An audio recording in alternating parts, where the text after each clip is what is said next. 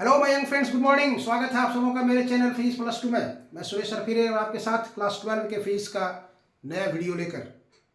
इसके पीछे जो मेरा वीडियो आया था उसमें जैक बोर्ड में 2020 में जो क्वेश्चन पूछा था उसको हमने अपलोड किया है। वो 2020 का कंपार्टमेंटल परीक्षा का पेपर था। आज हम 2020 का ही एनुअल पेपर का MCQ जो पूछा गया था उसको हम लेकर के आए हैं।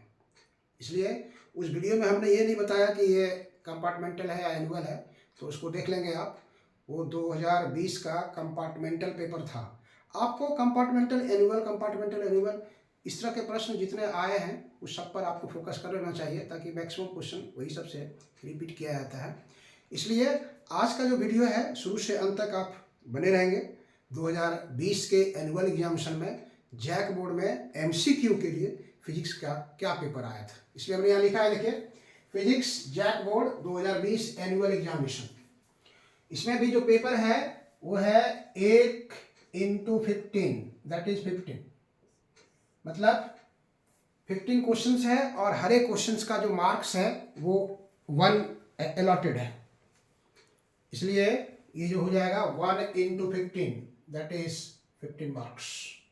आइए पहला क्वेश्चन देखते हैं। पहला question, first question, a positively charged body has, किसी धनावेशित वस्तु में होती है। ऑप्शन देखिए, electron, excess of electron, electron की अधिकता, डिफिसिट ऑफ इलेक्ट्रॉन, इलेक्ट्रॉन की कमी, एक्सेस ऑफ प्रोटॉन, प्रोटॉन की अधिकता, डिफिसिट ऑफ प्रोटॉन्स, प्रोटॉन की कमी। तो आप जानते हैं origin of charge is transfer of electrons. जिससे इलेक्ट्रॉन ट्रांसफर कर गया उसमें पॉजिटिव चार्ज हो जाएगा, जिसमें इलेक्ट्रॉन इन कर गया उसमें नेगेटिव चार्ज हो जाएगा। तो पॉजिटिव चार्ज बॉडी में क्या हो जाएगा, इलेक्ट्रॉन की कमी हो जाएगी। इसलिए option B is correct. Option B जो है वो करेक्ट।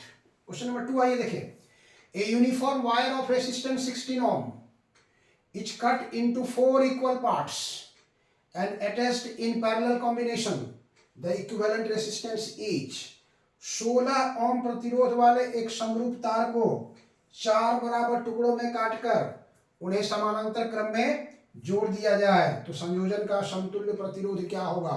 ऑप्शन सुनिए, ऑप्शन दिया हुआ यहाँ पे 1 ओम, 4 ओम, 1/4, 1/16, क्या होगा बोलिए। बिल्कुल इजी सवाल।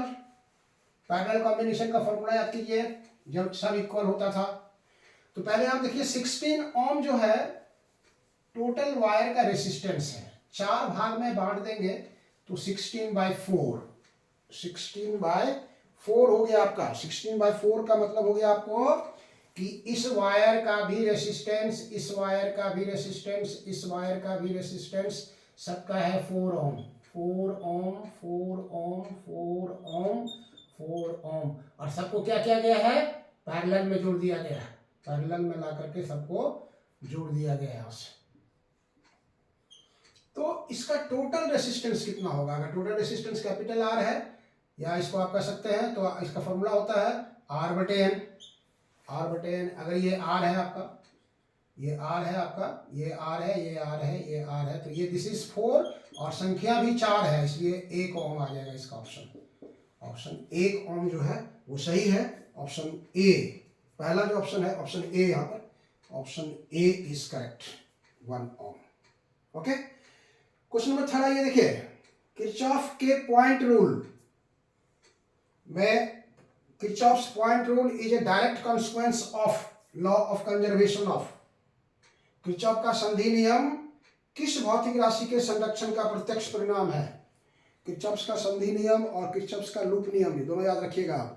संधि नियम point rule, junction rule, charge को फॉलो करता है, और लूप नियम जो है वो बंद परिपथ के वोल्टेज को पालन करता है, मतलब एनर्जी का पालन करता है। इसलिए यहाँ पर ऑप्शन डी इज करेक्ट। यहाँ दिया है energy, linear momentum, angular momentum, charge, तो चार्ज को फॉलो करता है। Sum of incoming current is equal to sum of outgoing current. आने वाली धाराओं का योग बराबर जाने वाली धाराओं का योग। आने वाली धारा में चार्ज है, जाने वाली धारा में चार्ज है, जितना चार्ज आया उतना निकल गया, no loss no gain. Question number 4 आइए देखिए, 2 long parallel wires each carrying a current of 1 ampere in the same direction are placed 1 meter apart. The force of attraction between them is, दो लंबे समानांतर तार में प्रत्येक से 1 एम्पियर की धारा प्रवाहित होती है, समान दिशा में प्रवाहित होती है, 1 मीटर से अलग है, उनके बीच कार्यरत आकर्षण बल कितना होगा? फॉर्मूला बोलिए। टू पैरेलल वायर्स का फॉर्मूला बोलिए। F इक्वल टू, बोलिए, परीक्षा नजदीक है, आप लगे हुए हैं, आपको याद हो गया होगा। F बराबर mu naught by 4 pi 2I1 I2 by D। अगर ये दोनों वायर है, इसके बीच का डिस्टेंस D है, इससे I1 करंट फ्लो कर रहा है, इससे I2 करंट फ्लो कर रहा है, तो इसके बीच जो फोर्स आएगा F equal to mu naught by 4 pi 2I1 into I2 by D। This is 10 to the power -7। ये 2 है और ये 1 एम्पियर है, ये भी 1 एम्पियर है और 1 मीटर की दूरी पर है, इसलिए 2 into 10 to the power -7 Newton पर मीटर का ये फोर्स लगेगा। ऑप्शन देखिए यहाँ पर कहाँ है, 2 इंटू 10 to the power -7 ए में ही है, यहाँ 10 to the power -4 है, यहाँ पर 1 इंटू 10 to the power -7 है, यहाँ पे 4 इंटू 10 to the power -7 है, इसलिए ऑप्शन ए इज बिल्कुल करेक्ट। क्वेश्चन नंबर 5 है, ये देखिए, the phase difference between current end voltage in A circuit containing resistance only. अगर सिर्फ रेसिस्टेंस है और इसमें अगर आप एसी वोल्टेज लगाए हैं यहाँ से V equal to V naught sine omega t, और इसमें R है, तो इसमें जो करंट प्रोड्यूस होगा I, करंट जो इसमें आएगा I इज also I naught sine omega t, मतलब इसको लिख सकते हैं हम लोग V naught by R। V naught by R को हम लोग I नॉट कहेंगे। यहाँ जितना एंगल है उतना एंगल यहाँ पर भी है, दोनों साथ साथ चलेगा, दोनों साथ साथ चलता है, मतलब इधर से अगर वोल्टेज आ रहा है तो करंट भी ऐसे ही आएगा, इस तरह से जाएगा। ये वोल्टेज का है, ये करंट है, दोनों साथ साथ। 0 पर मैक्स, यहाँ 90 पर मैक्सिमम है, 180 पर 0 है, फिर ये देखा, इसलिए option D is correct. Option D जो है यहाँ लिखा है, देखिए 180 degree, 90 degree, 60 degree, D 0 degree.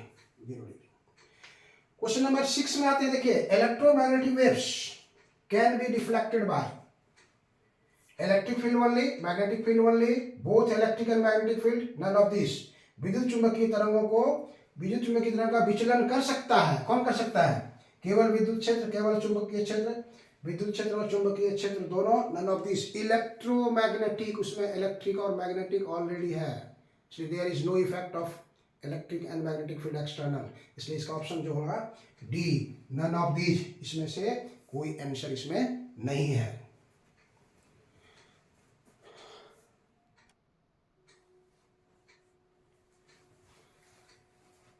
आगे बढ़ते हैं नेक्स्ट क्वेश्चन, क्वेश्चन नंबर 7।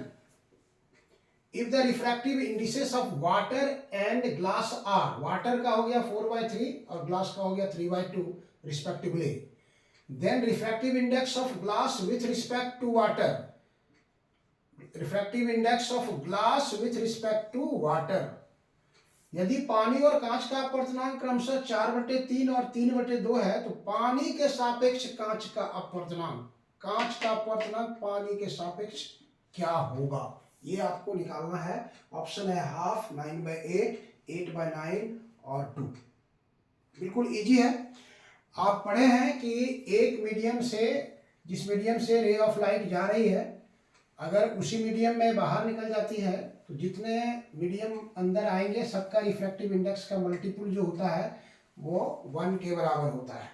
मतलब एयर से वाटर में जा रहा है तो ए म्यू डब्ल्यू, डब्ल्यू म्यू जी और जी म्यू ए, ये तीनों मिल करके 1 होगा इसका फॉर्मूला। तो ए म्यू डब्ल्यू आपको दे दिया है 4/3, ये आपको पता करना है डब्ल्यू म्यू जी, और ए म्यू जी वहां दिया हुआ है 3/2, तो यहाँ जी म्यू ए है वो 2/3 हो जाएगा, ये 1 हो जाएगा आपको, क्योंकि क्वेश्चन में है ए म्यू डब्ल्यू इज 4/3 और ए म्यू जी इक्वल टू 3/2, तो जी म्यू ए इज 2/3। इन दोनों को मल्टीप्लाई कर दीजिए, 4 to 8, 8/9 into W mu G, that is 1, इसलिए डब्ल्यू म्यू जी 1/8/9 ऊपर चला जाएगा 9/8, 9/8, इसलिए ऑप्शन जो आपका बी है वो बिल्कुल करेक्ट। एयर के सापेक्ष वाटर का रिफ्रैक्टिव इंडेक्स है 4/3 और ग्लास का रिफ्रैक्टिव इंडेक्स है 3/2। तो वाटर के सापेक्ष ग्लास का रिफ्रैक्टिव इंडेक्स कितना होगा? तो 9/8। ये इसका ऑप्शन सही है। क्वेश्चन नंबर 8 आइए देखिए। If the focal length of objective length of an astronomical telescope is 20 centimeter and the length of it is 25 centimeter, then magnification of telescope for normal adjustment। यदि खगोलीय दूरबीन के वस्तु लेंस की फोकस दूरी 20 centimetre और दूरबीन की लंबाई 25 सेंटीमीटर है तो सामान्य समायोजन के लिए इसकी आवर्धन क्षमता कितनी होगी?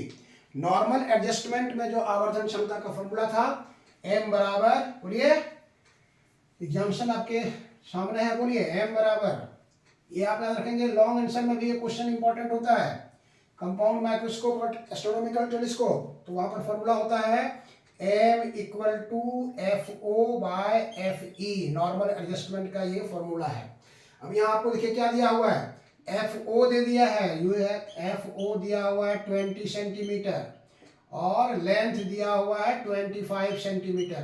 लेंथ का फॉर्मूला नॉर्मल एडजस्टमेंट में होता है FO plus FE। This is 25, this is 20, FE आप यहाँ से निकाल लीजिए, FE equal to 25 minus 20 that is 5 centimetre. तो m बराबर FO कितना हो गया आपका 20, FE कितना हो गया 5, कितना आ गया 4। ऑप्शन ढूंढिए, 5, 4, 1.25 और 1, तो आप बिल्कुल लगाइए, option B is correct. Question number 9 है, Huygens wave theory of light can not explain reflection of light, refraction of light, total internal reflection, photoelectric effect. हाइगन का तरंग सिद्धांत के द्वारा निम्न में से किसकी व्याख्या नहीं की जा सकती है? प्रकाश का परावर्तन, प्रकाश का अपवर्तन, पूर्ण आंतरिक परावर्तन, प्रकाश विद्युत प्रभाव। तो प्रकाश विद्युत प्रभाव जो है, लाइट का दो नेचर है, वेव नेचर और पार्टिकल नेचर। इसकी व्याख्या पार्टिकल नेचर के आधार पर किया गया है। ये पार्टिकल नेचर के आधार पर फोटोइलेक्ट्रिक की व्याख्या की गई है। ये सब जो हाइगन्स वेव थ्योरी, यहाँ देखिए वेव थ्योरी, ये तरंग सिद्धांत के आधार पर इसको किया गया है। आइए क्वेश्चन नंबर 10 देखिए, the momentum of photon of frequency new etch, new आवृत्ति के फोटोन का संवेग कितना होगा? न्यू आवृत्ति के फोटोन का आपको संवेग बताना है। Momentum is p equal to h by lambda, formula होता है p equal to h by lambda. देखिए कितना इजी है, 1 मिनट में बनेगा। p equal to h by lambda. अब यहाँ देखिए फॉर्मूला आपके पास है c equal to nu lambda, तो लैम्डा यहाँ से निकाल लीजिए, c बाय न्यू यहाँ पुट कर दीजिए, h बटे c बाय न्यू, न्यू ऊपर चला जाएगा, h nu by c, h nu by c। Option देखिए क्या क्या दिया हुआ है, h बाय c नहीं होगा, h c नहीं होगा, h न्यू नहीं होगा, h nu by c। Option D is correct, option D is correct. Question number 11 में आइए देखिए, 11th, if the radius of the first Bohr's orbit is r, the radius of the second Bohr's orbit is, यदि bore के प्रथम कक्षा की त्रिज्या r है तो द्वितीय कक्षा की त्रिज्या क्या होगी? द्वितीय कक्षा की त्रिज्या क्या होगी? r n equal to n into r, n square into r, ये फॉर्मूला होता है। ये फर्स्ट ऑर्बिट का हो गया आपको r, और सेकेंड ऑर्बिट में देना है तो 2 का स्क्वायर कर दीजिए इंटू r, 2 का स्क्वायर इंटू r मतलब 4r। ये R2 में निकालेंगे हम लोग, R2 में निकालेंगे तो सेकेंड ऑर्बिट में जो रेडियस हो जाएगा R2 n की जगह पर 2 कर देंगे 4r। इसलिए ऑप्शन जो है बी आपका बिल्कुल सही है। यहाँ देखिए 2r है, 4r है, r/2 है और r/4 है। क्वेश्चन नंबर 12 में आइए देखिए, the nuclear radius is of the order of, नाभिकीय त्रिज्या की कोटि क्या होती है? परमाणु की त्रिज्या, रेडियस ऑफ एटम, और न्यूक्लियस का रेडियस, दोनों में अलग, दोनों का अलग अलग क्वेश्चन पूछा जाता है, याद रखेंगे। तो एटम का होता है 10⁻⁻10 मीटर और न्यूक्लियस का होता है 10⁻⁻15, जिसको हम लोग फर्मी भी बोलते हैं। इसलिए ये सब तो आप बिल्कुल जानते हैं, इसलिए ये सब क्वेश्चन आता है तो आप बिल्कुल आसानी से कर सकते हैं। That is option C is correct, 10⁻⁻15।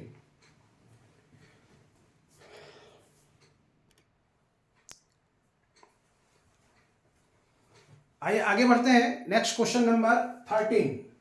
Question number 13, when neutron nuclei are bombarded with, when nitrogen nuclei are bombarded with neutrons and the resultant nuclei is carbon, then emitted particles will be, emitted particles क्या होगा, जब N14 पर neutron की बमबारी की जाती है और कार्बन प्राप्त होता है तो उत्सर्जित कण क्या होंगे, बीटा का न्यूट्रॉन होगा, बीटा इमिशन होगा, मतलब बीटा का जब इमिशन होता है तो वहाँ पर आप जानते हैं न्यूट्रिनो एंटी न्यूट्रिनो निकलता है, इसलिए यहाँ पे जो ऑप्शन होगा वो दैट इज बी, बी जो है वो सही है, neutrino particle, proton neutrino neutron electron.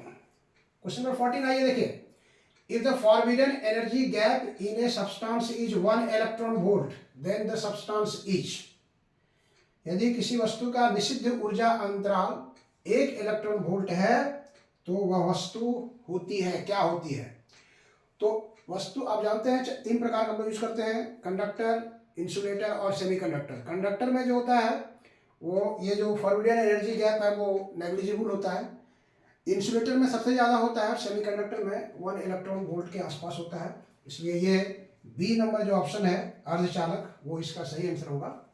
और क्वेश्चन नंबर 15 है, in a semiconductor the electrical conductivity is due to, अर्धचालक में विद्युत चालकता किसके कारण होता है, इलेक्ट्रॉन्स ओनली, केवल इलेक्ट्रॉन के द्वारा, होल्स ओनली, वहां कह रहा है होल्स ओनली, केवल छिद्र के द्वारा, electrons and holes only, electron and holes both, आप यहाँ लिख सकते हैं इलेक्ट्रॉन्स एंड होल्स बोथ, मतलब इलेक्ट्रॉन और छिद्र दोनों के द्वारा, एंड नन ऑफ दीज, इसमें से कोई नहीं, तो सेमीकंडक्टर यहाँ आपका पी टाइप एन टाइप नहीं है, जनरल सेमीकंडक्टर है, इसलिए ऑप्शन सी जो है वो बिल्कुल सही होगा, इलेक्ट्रॉन्स और छिद्र दोनों के द्वारा सेमीकंडक्टर में करंट का फ्लो होता है। तो ये था 2020 के एनुअल एग्जामिनेशन में जैक बोर्ड में पूछे गए फिजिक्स का MCQ 15 क्वेश्चंस था। इसके पहले जो वीडियो आया मेरा एक और मिलेगा आपको 2020 का, लेकिन वो था कंपार्टमेंटल का था, उसको शायद हम उसमें चर्चा नहीं कर पाए थे, इसलिए उसको आप देख लेंगे, कंपार्टमेंटल का क्वेश्चन पेपर था वो। तो एनुअल कंपार्टमेंटल जो भी पेपर मिले ये आपको बनाते चलिए, ये आपके मोमेंटम को बताते जाएगा कि कितना आपका प्रिपरेशन किस ढंग से चल रहा है। हम आपकी सेवा में हैं और इस तरह का वीडियो आके लेकर के आपके साथ तब तक आते रहेंगे जब तक का एग्जामिनेशन समाप्त नहीं हो जाता है। अगर अच्छा लगे तो इसको लाइक, सब्सक्राइब और शेयर जरूर कर दीजिएगा ताकि दूसरे को भी इसका फ़ायदा मिल सके और मेरा वीडियो आपके पास सबसे पहले पहुंच सकता है। चलिए, थैंक यू।